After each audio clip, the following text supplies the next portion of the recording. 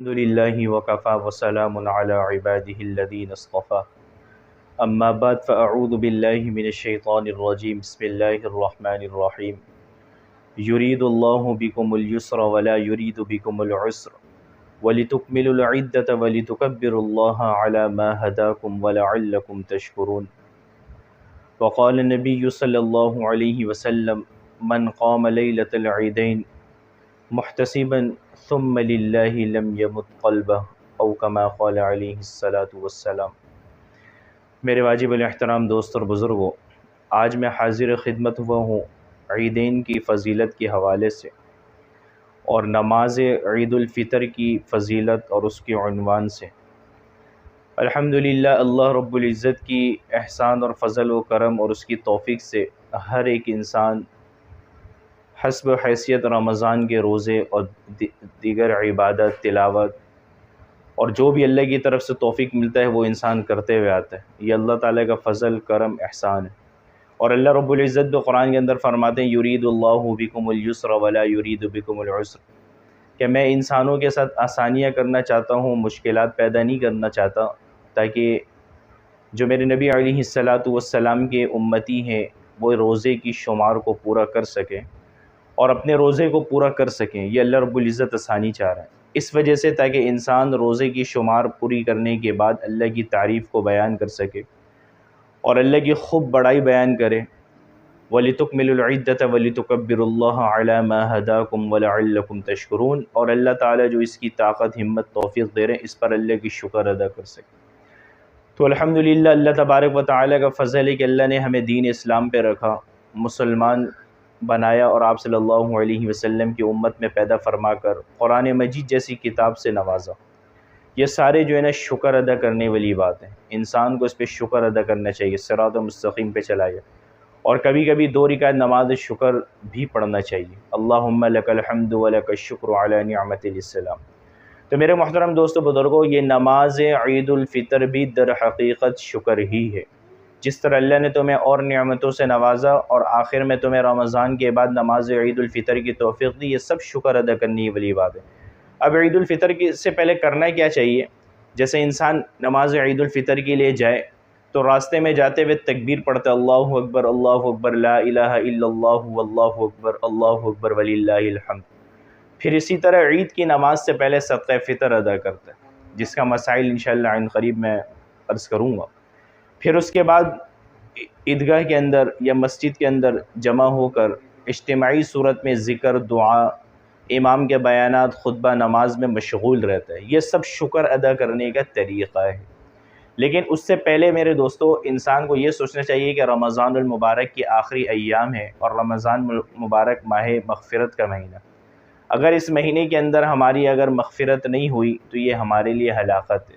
تو انسان کو غور کرنا چاہیے کہ ہمارے اعمال ایسے ہیں کہ ہماری مغفرت ہو گئی، یا کہیں بدعمالیوں کی وجہ سے کہیں مغفرت میں کمی تو نہیں رہ گئی، توبہ میں کمی تو نہیں رہ گئی، کچھ رہ تو نہیں گیا، کہیں ایسا تو نہیں نافرمانی ہم سے چھوٹی نہ ہو، کچھ باقی تو نہیں رہ گئی۔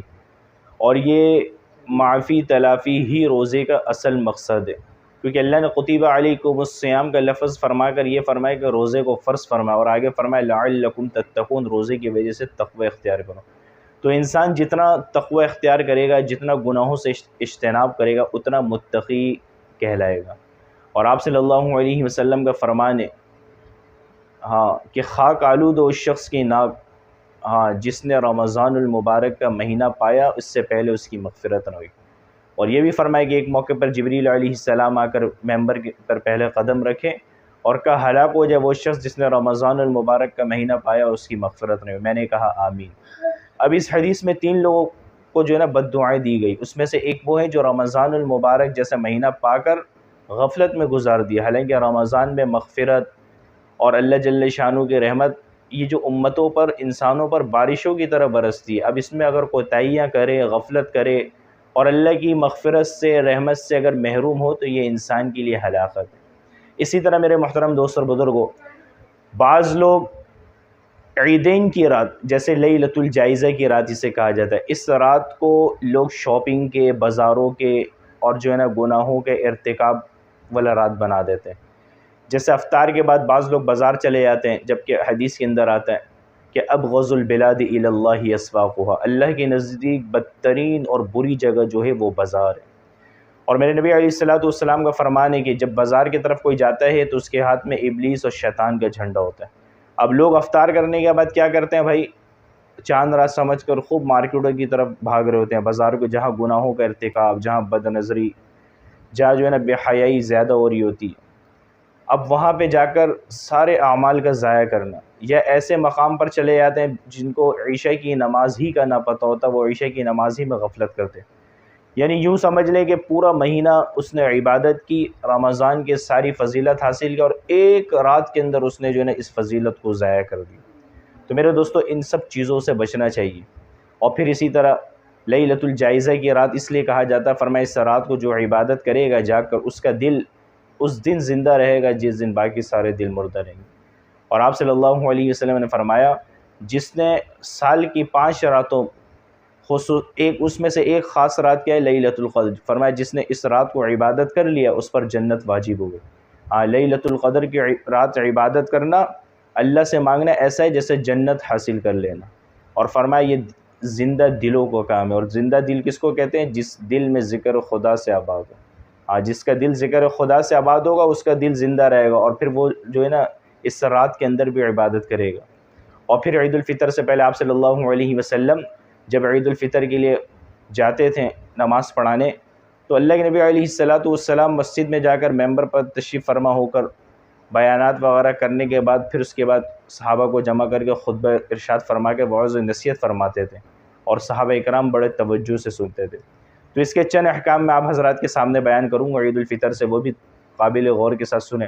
عید الفطر سے پہلے جیسے آپ حضرات نے آپ صلی اللہ علیہ وسلم کی سنت کو زندہ کرنا، وہ کیا ہے بھائی؟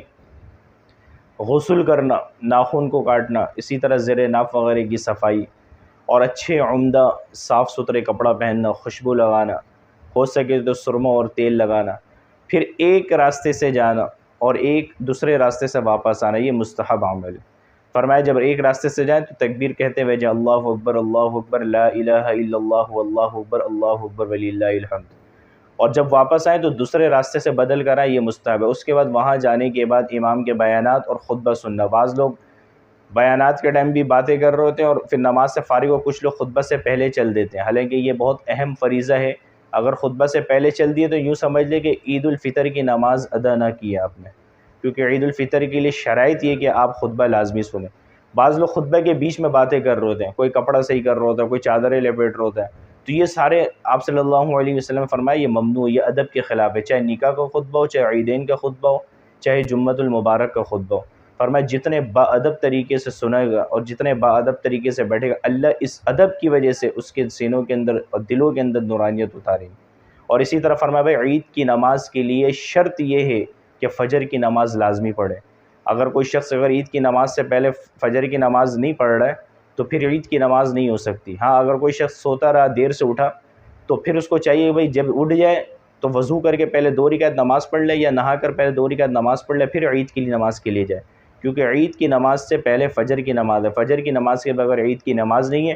اور آخری ایک گزارش یہ کروں گا، عید کی نماز کے بعد اور عید کی نماز کے دوران کوئی نفل کی نماز نہیں ہے، تو لہٰذا کوئی شخص بھی عید کی نماز کے بعد یا عیدگاہ جانے سے پہلے کوئی نفل نماز پڑھ کے اللہ سے مانگ رہا ہے یا رو رہا ہے یا گڑ گڑا رہا ہے، تو ایسی کوئی نماز نہیں ہے۔ فجر کی نماز کے بعد اگر کوئی نماز ہے تو وہ عید کی نماز ہے۔ تو اللہ تعالیٰ سے دعا ہے کہ بھائی اللہ تعالیٰ عید الفطر کے جو احکام آپ کے سامنے میں نے عرض کیا، بیان کیا، اس کے مطابق عمل کرنے کی توفیق عطا فرمائے۔ مزید ویڈیو اور مزید بیانات کے لیے، مزید کلپ کے لیے ہمارے چینل درس قرآن کو حق اور سچ کو سبسکرائب کرتے رہیں، تاکہ ہماری جو ہے نا مزید ویڈیو آپ کو ملتے رہے اور رہنمائی ہوتے رہے۔ اللہ میرا آپ کا حامی و ناصر، وما علینا الا البلاغ۔